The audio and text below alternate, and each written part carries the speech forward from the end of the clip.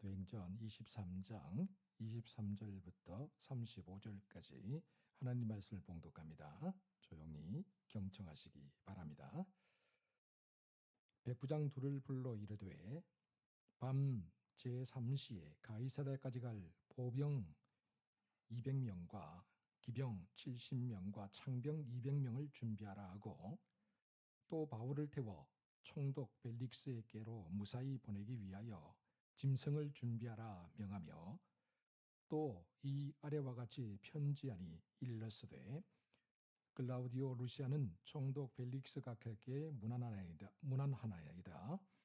이 사람이 유대인들에게 잡혀 죽게 된 것을 내가 로마 사람인 줄 알고 그를 군대를 거느리고 가서 구원하여다가 유대인들이 무슨 일로 그를 고발하는지 알고자 하여 그들의 공회로 데리고 내려갔더니 고발하는 것이 그들의 율법 문제에 관한 것뿐이요 한 가지도 죽이거나 결박할 사유가 없음을 발견하였나이다.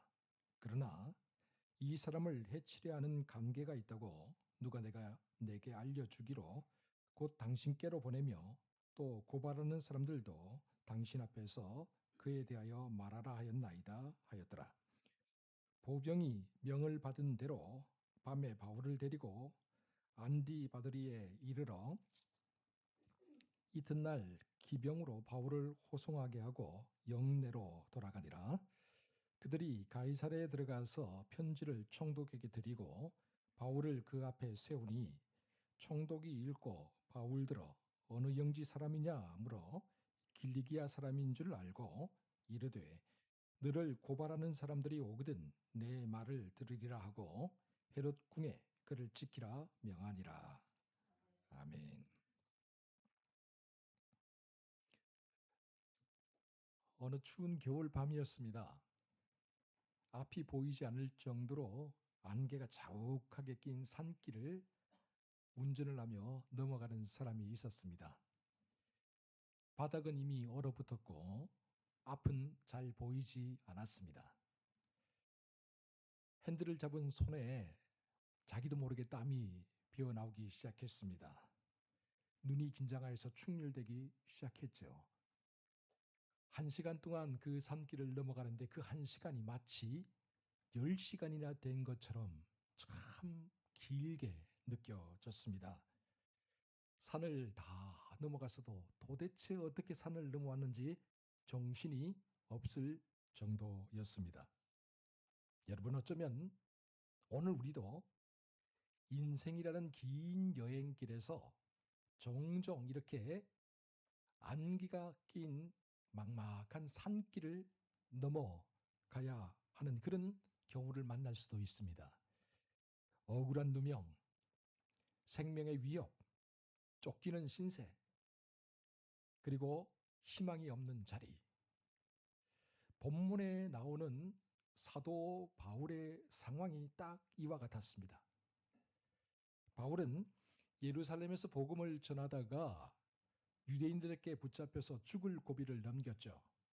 그리고 이제 한밤중에 호송 행렬에 섞여서 가이사랴로 가고 있습니다. 인간적인 눈으로 보면 바울은 패배자이고 도망자입니다. 계획했던 선교 여행이 멈췄지 않습니까? 자유를 박탈당했잖아요. 죽음의 그림자가 그를 뒤쫓아오고 있습니다. 그런데요, 참 신기한 것은 우리가 길을 잃었다라고 생각하는 그 순간이 어디로 가야 될지, 무엇을 해야 될지 모르겠다라고 탄식하는 바로 그 순간이 사실은 하나님께서 모든 일을 가장 정교하게 잘 정리정돈하는 순간일 수 있다라는 사실이죠. 본문에 나온 바울의 경우를 보면 우리가 이 사실을 확인해 볼 수가 있습니다. 이제 바울이 가이사랴로 가는 그 밤중의 여정을 통해서 우리 인생의 어둠에 감춰진 이 하나님의 놀라운 신비한 계획을 들여다보도록 하겠습니다. 먼저 본문 23절이죠. 함께 읽어봅니다. 시작. 백부장 둘을 불러 이르되 밤 제3시에 가이사랴까지 갈 보병 200명과 기병 70명과 창병 200명을 준비하라 하고. 아멘. 제3시라고 했습니다. 그죠? 제3시. 로마 시간, 또 오늘날 시간으로 하면 저녁 9시쯤 되었다라는 것이죠. 이 시간이 되면 중동 사람들, 특별히 이스라엘 사람들은 활동을 하지 않습니다. 어둠 속으로 숨어들어서 잠을 자는 시간이죠. 그러나 예루살렘에 주둔해 있던 로마 군대의 천부장 루시아는 잠들 수가 없었습니다. 왜냐하면 자기가 보호하고 있던 로마 시민인 사도 바울을 누군가가 죽이려고 모의하고 있다라는 소식을 들었기 때문이죠. 그래서 천부장은 이 바울을 어떻게든 지키기 위해서 기병 70명을 준비합니다. 보병 200명을 준비합니다. 창병 200명을 준비합니다. 합계 470명의 군대를 준비합니다. 그리고 그를 가이사라로 보내죠. 여러분, 가만히 생각해보면 이거는 죄수를 호송하는 게 아닌 것 같아요. 죄수를 호송하면 단지 병사 몇 명만 보내면 돼요. 근데 지금 470명이라는 어마어마한 군대를 지금 보내는 거예요. 마치 왕을 호위해서 가는 것 같은 그런 모습입니다. 그리고 천부장 루시아는 바울을 변호하면서 다음과 같이 가이사라에 있는 로마 총독 벨릭스에게 편지를 쓰죠. 벨릭스 각하, 이 사람이 유대인들에게 죽게 된 것을 내가 로마 사람인 줄 알고 군대를 거느리고 가서 그를 구원하였고, 유대인들이 고발한 내용을 듣고자 그를 데리고 사내들인 공회로 내려가서 들어봤더니 그 고발한 내용이 다 그들의 율법과 관련된 것이고 한 가지도 그를 구속하거나 죽일 이유를 발견하지 못했습니다. 그런데 유대인들이 이 사람을 죽이려고 모의한다는 정보를 입수하여 내가 당신에게 급히 보내기로 작정하였고 이 사람도 당신 앞에서 변호하기를 원하고 있습니다.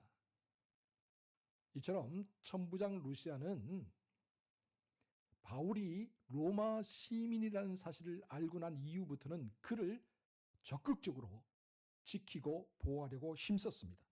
그리고 마치 왕을 호위하듯이 어마어마한 병력을 동원하여서 바울을 호송하여 가이사라로 보냈습니다. 그런데 여러분 궁금합니다. 왜 밤이었을까요? 왜 하필 이렇게 거창한 군대를 보내야만 했을까요? 저는 그 이유가 바울의 생명을 노리는 유대인들의 음모보다 바울을 지키시는 하나님의 손길이 더 강력하고 더 놀라웠기 때문이라고 생각합니다. 유대인들은 아침 일찍 바울을 죽이려고 모의했죠. 그러나 하나님은 그 밤에, 그날 밤에 바울을 왕을 호위하듯이 그렇게 군대를 보내어 가이사라로 보냅니다. 여러분 놀랍지 않습니까? 제2차 세계대전 당시였다고 하죠. 한밤중에 연합군이 수송선을 보내어서 전쟁을 하고 있는 연합군에게 물품을 보급하려고 했습니다. 그런데 그날따라 안개가 자욱하게 끼어서 한 치 앞을 볼 수가 없는 거예요. 이렇게 운행을 하다 잘못해서 적에게 발각이 되거나 참 적진으로 들어가게 되면 이거 정말 큰 낭패를 당할 그런 위기였습니다. 그런데 그때 갑자기 구름이 마치 갈라듯이 쫙 갈라지면서 달빛이 쫙 비치기 시작하는 겁니다. 그리고 이 배가 가야 될 길을 그 달빛이 마치 앞서가듯이 인도해 가는 겁니다. 참으로 놀라운 기적이었습니다. 정말 눈으로 보고도 믿을 수 없는 사건이었죠. 그래서 선장을 비롯해서 배에 타고 있던 모든 군인들이 입을 쩍 벌리고 넋을 놓고 그것을 바라보면서 그 길을 따라가서 마침내 연합군 진지에 도착할 수 있었습니다. 이 일이 있고 난 후에 선장이 다음과 같이 고백했다고 합니다. 그때 우리가 운이 좋았던 게 아닙니다. 우리가 안개 속에서 길을 잃었을 때 우리는 하늘을 우러러 기도하였고 살아계신 하나님께서 우리의 기도를 들으시고 우리가 가야 될 길을 열어주셨던 겁니다. 사랑하는 성도 여러분, 바울 역시 마찬가지 아니었겠습니까? 바울의 길을 여신 분은 하나님이십니다. 그 길을 열기 위해서 하나님은 로마 군대 천부장 루시아를 사용하셨죠. 바울이 겪은 고난과 루시아의 도움, 이 모든 것들이 다 하나님의 손길이었던 것이죠. 가이사라로 가는 그 밤에 하나님의 세밀한 손길이 루시아를 통해서 나타났듯이 오늘 우리가 잠든 사이에도 보이지 않는 하나님의 손길이 우리의 상황 가운데 임재해 있음을 믿으시기 바랍니다. 우리가 가는 인생길 위에 하나님의 놀라운 기적의 손길이 나타나게 될 줄 믿으시기 바랍니다. 다음으로 우리 본문 30절 말씀을 함께 보도록 하겠습니다. 시작. 그러나 이 사람을 해하려는 관계가 있다고 누가 내게 알려주기로 곧 당신께로 보내며 또 고발하는 사람들도 당신 앞에서 그에 대하여 말하라 하였나이다 하였더라. 아멘.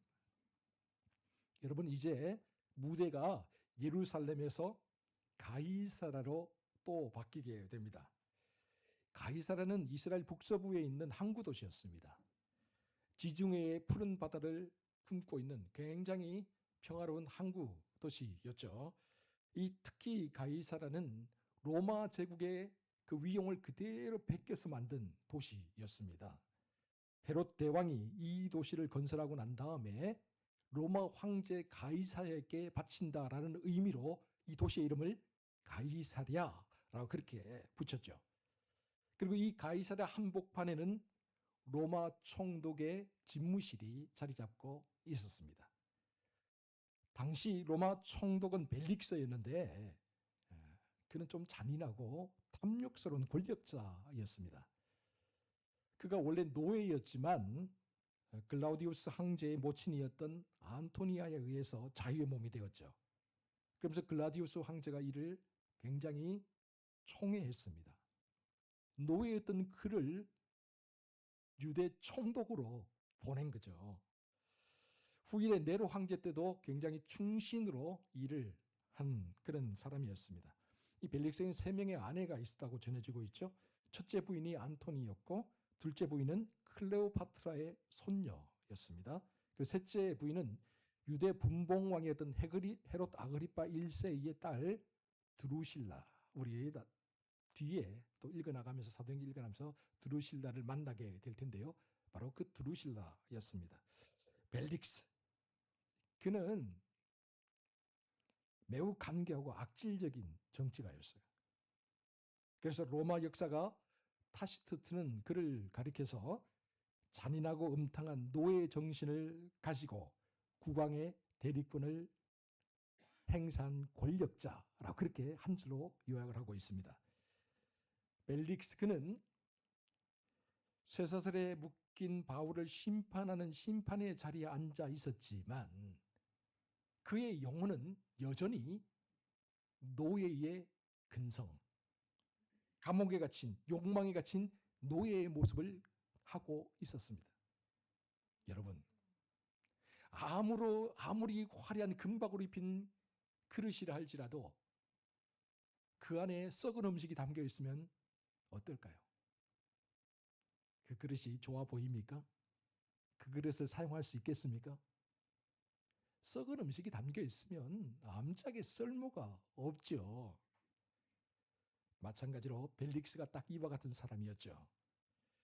겉으로 볼 때 그는 로마 총독이란 정말 화려한 권력을 가진 사람이었지만 그의 영혼은 노예 근성으로 욕망으로 썩을 대로 썩어 있었던 겁니다.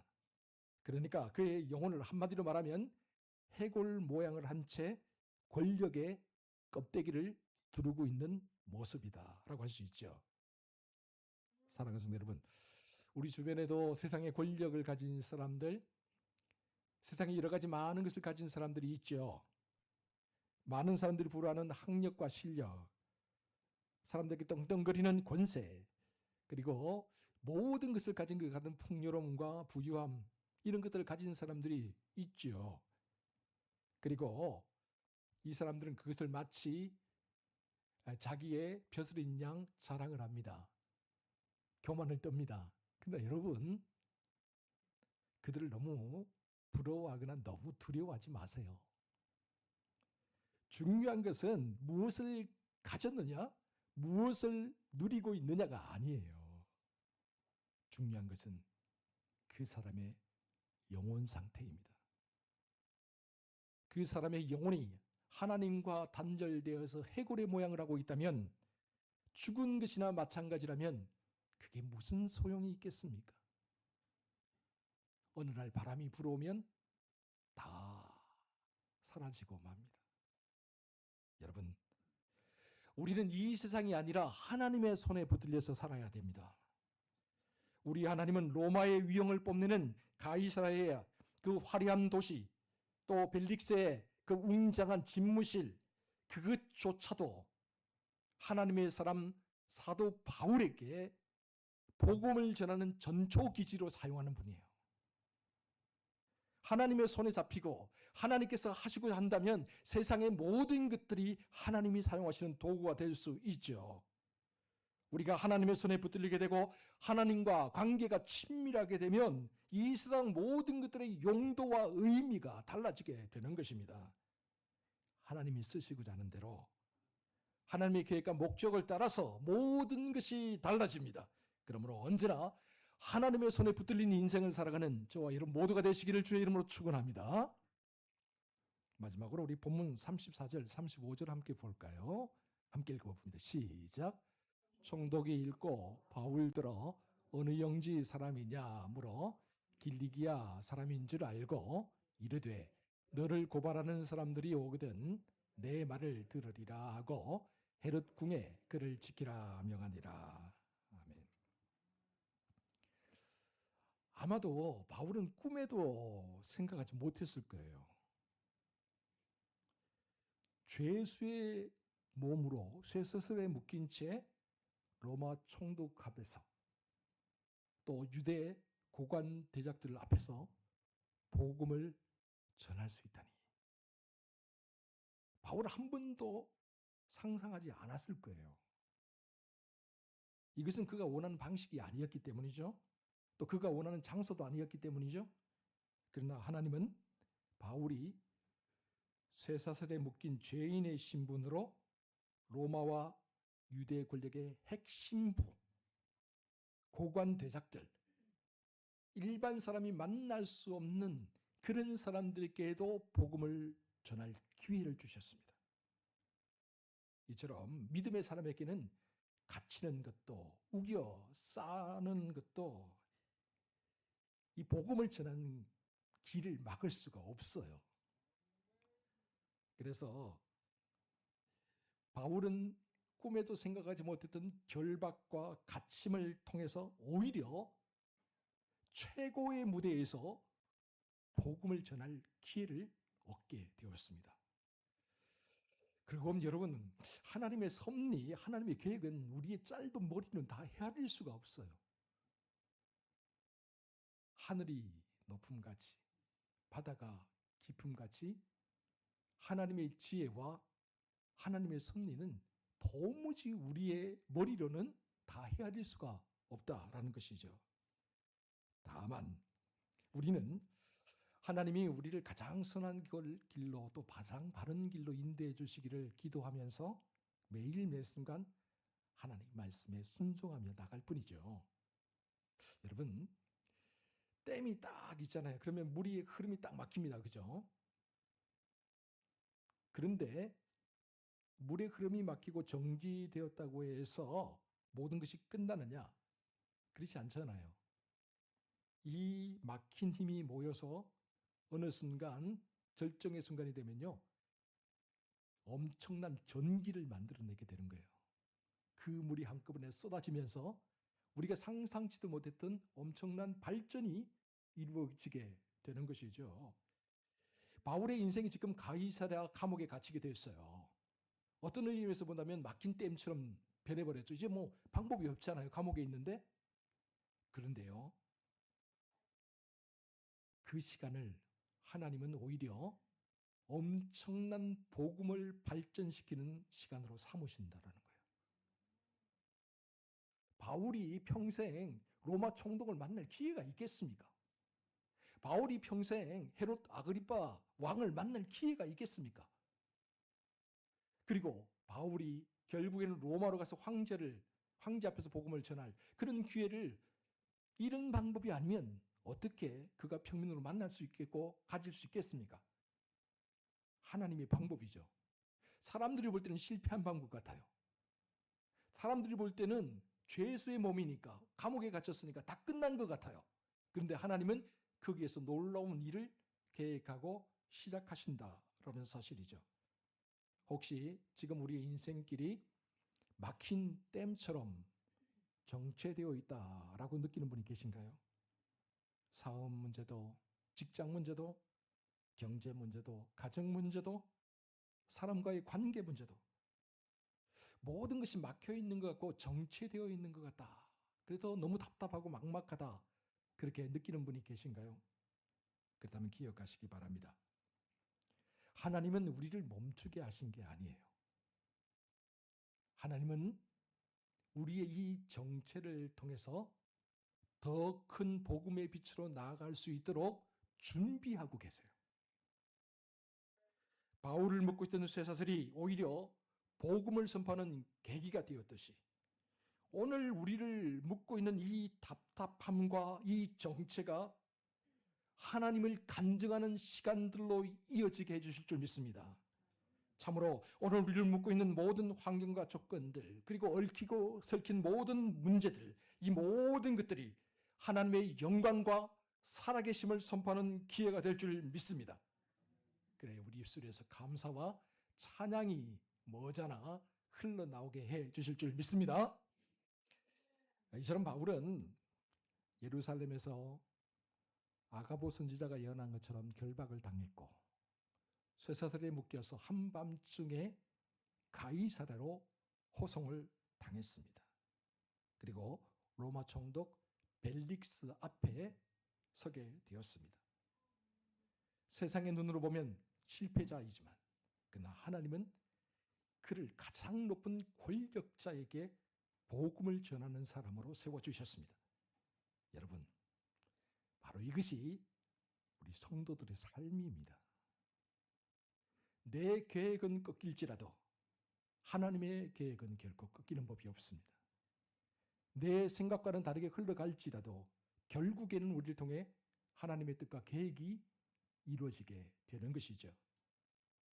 사랑하는 성도 여러분, 기억하세요. 그렇기 때문에 오늘 우리가 만나는 모든 사람들, 오늘 우리가 당하는 한순간 한순간의 모든 사건들, 이 모든 것들이 다 의미가 있어요. 의미 없는 것이 하나도 없습니다. 바울이 예루살렘에 있었던 것도 그리고 가이사랴로 돌아온 것도 다 이유가 있었듯이 바울이 천부장 루시아를 만난 것도 그리고 유대 총독 벨릭스를 만난 것도 다 이유가 있었듯이 오늘 우리가 만나는 모든 사람들, 오늘 우리가 겪는 모든 상황에도 다 이유가 있습니다. 사랑하는 성도 여러분, 그러므로 오늘 우리 인생의 무대에 하나님을 초대하시기 바랍니다. 하나님이 우리 인생의 모든 것을 이끌도록 우리 인생의 운전대를 하나님께 한번 맡겨보시기 바랍니다. 내 뜻이 아닌 하나님의 뜻과 계획이 이루어지는 것, 내 생각과 내 계획이 아닌 하나님의 섭리와 하나님의 주권이 나타나는 것, 바로 이것이 바울이 가이사랴로 걸어가는 길이었고 또한 바로 이것이야말로 오늘 우리가 걸어가야 될 영광스러운 신앙의 길입니다. 오늘 이 자리에 모인 우리 모두가 이러한 인생길을 걸어갈 수 있기를 주의 이름으로 축원합니다. 기도하겠습니다. 사랑하는 주님, 바울이 예루살렘에서 가이사라로 돌아오던 그 어두운 밤, 그가 무사히 가이사라에 도착할 수 있도록 보이지 않는 하나님의 손길이 그를 호위해 주셨습니다. 오늘 우리의 고단한 인생길에도, 오늘 우리의 힘겨운 삶의 현장에도 보이지 않는 하나님의 손길이 함께하고 계심을 믿습니다. 때로는 억울한 누명을 뒤집어 쓰기도 하고, 때로는 죽일 듯이 달려드는 사람들에게 쫓기기도 하고, 때로는 우리의 힘으로는 끊을 수 없는 쇠사슬에 결박당한 것처럼 막막하고 갑갑한 현실과 마주하게 됩니다. 그러나 주님, 우리가 절망하지 않을 수 있는 것은 지금 당장 우리가 당하고 있는 이 모든 상황들이 하나님의 뜻과 계획을 이루기 위한 것이라는 사실을, 하나님의 나라와 하나님의 영광을 위한 것이라는 사실을 믿기 때문입니다. 주여, 지금 우리의 영안을 열어 주옵소서. 주여, 우리를 향하신 하나님의 크신 계획과 놀라운 섭리를 깨닫게 해 주시옵소서. 우리의 상상을 뛰어넘어 가장 좋은 길로, 가장 필요한 만남으로 이끄시는 주님만을 의지하고 신뢰하며 나아가게 해 주시옵소서. 참으로 우리의 인생길이 주님의 손에 붙들려서 때를 얻든지 못 얻든지 힘써 복음을 전하며 살게 해 주시옵소서. 이 모든 말씀을 우리 구주 예수 그리스도의 이름으로 기도하옵나이다. 아멘.